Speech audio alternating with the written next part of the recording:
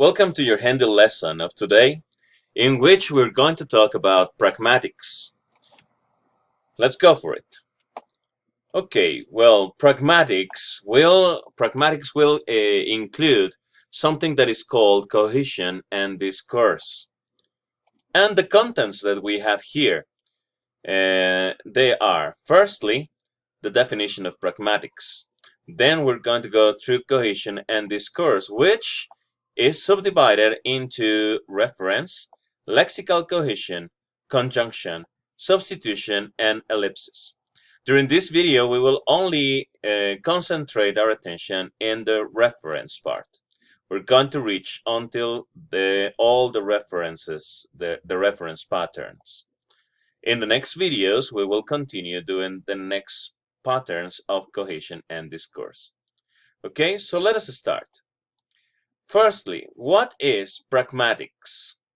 Well, pragmatics is the study in linguistics that studies the language use versus the language itself, meaning how we interpret the language when we either read it or listen to it. So in pragmatics, we will have different patterns or different forms to interpret the texts or the discourse. These patterns will be considered as cohesion and discourse. Let me tell you that if you would like to go deeper into pragmatics, there's plenty of information about it, and there's deeper information about it. But for the purpose of a preparation for the CENEVAL exam, we will concentrate only on the topics that I am showing. So let us start with cohesion and discourse in pragmatics. Cohesion and discourse it refers to the relationship between items in a text, such as words, phrases, or clauses, how they are connected with each other to create a contextual meaning. The main patterns of cohesion are reference, lexical cohesion, conjunction, substitution, and ellipsis.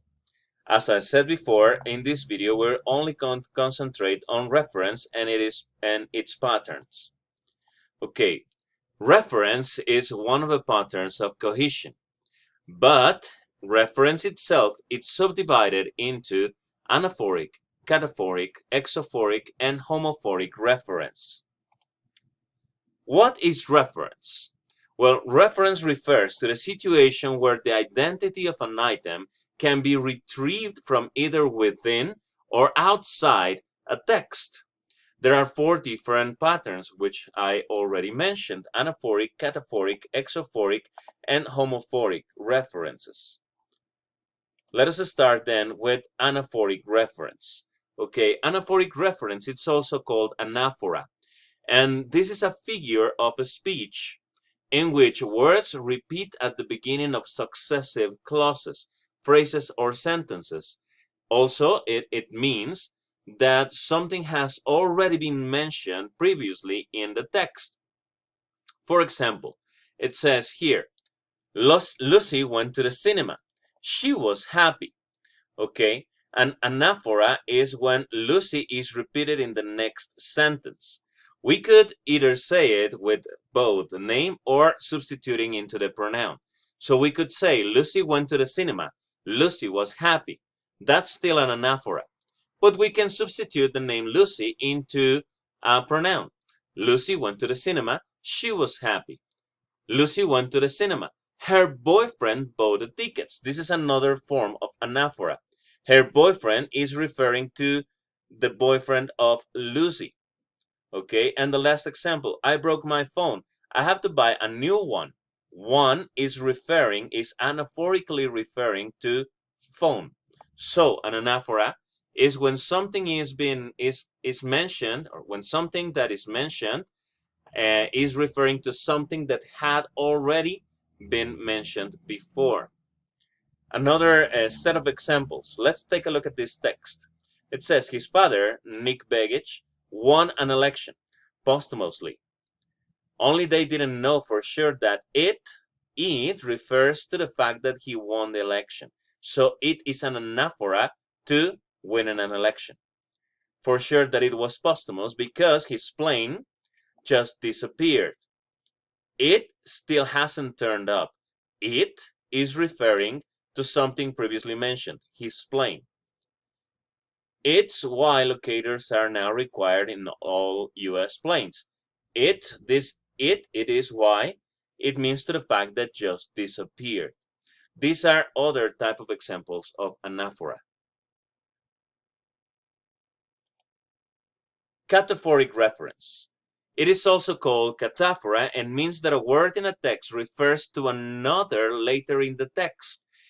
Before in the anaphora, we mentioned that an anaphora is something that mentions something that has previously been said. A cataphora is the opposite. It's mentioning something that will be mentioned later. For example, here, when he arrived, comma, John. So he is referring to John, the next.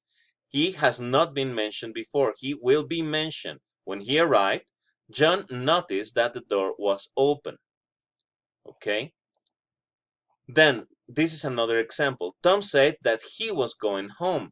So, Tom said that he was going home is a cataphora. I couldn't believe it. The house had been destroyed. It is a cataphora for the house had been destroyed. Okay. The next is exophoric reference. It is also called exophora, and it is the use of a pronoun or other word or phrase to refer to someone or something outside the text, something that is not part of what is being mentioned or what is being talked about. Okay, for example, let's take a look at the examples here. It says exophoric reference looks outside the text to the situation. For example, a customer says, "What kind of book would you say this is? Where would you put it on your bookshelves?" Okay, so both speakers are talking about a book that is being referred about a book, but we don't know which book they are talking about. When they mention the word you and your are meanings are examples of exophoric because this is an impersonal way of calling. Okay, what kind of book would you say this is? Where would you put it on your bookshelves? Okay, this is something extra. This is something not part of the main text. The next, homophoric reference.